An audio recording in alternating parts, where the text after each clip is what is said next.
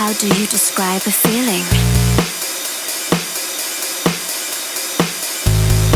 I've only ever dreamt of this. Andiamo avanti per questa sesta edizione, il secondo casting, cari amici e amiche di Miss Topolini. Vi presento l'aspirante al titolo Miss numero 20, numero 20, nome, cognome, età. Abigail Bovi e ho 15 anni. Oh, sei davvero molto molto giovane. Segno zodiacale? Scorpione? Ah, quindi un segno, sei una persona determinata? Sì, abbastanza. Insomma, per la tua età essere qui e mettersi in gioco in una vetrina così importante e chiacchierata è già da coraggiosi. Insomma, parlaci un po' di te, sono molto curioso di sapere chi sei, cosa fai nella vita.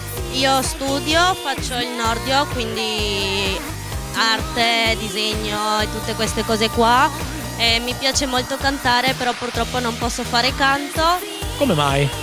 ma Ho paura a chiedertelo, però te lo chiedo, come mai?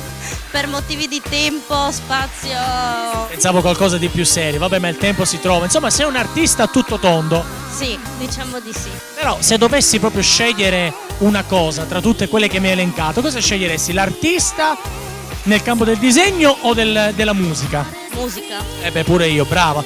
Più una Britney Spears o una Christina Aguilera? Forse Cristina Aguilera. Che è più buona, quindi hai fatto bene, brava. Va bene, senti, sei fidanzata? No, Brava, perché quest'anno ci sono i mister, hai già adocchiato qualche mister? no, Lo adocchierai? no. Brava, perché sei ancora piccola e queste cose non le puoi fare, sono i tuoi genitori che guardano. Senti, abbiamo parlato della tua vita, dei tuoi sogni, adesso non devi fare altro che guardare la telecamera, dirmi oppure salutare chi vuoi. Saluto mio papà, a cui voglio un bene dell'anima, mia sorella e anche mia mamma. Che dolce, grazie, in bocca al lupo. Grazie, crepi. There's a feeling in my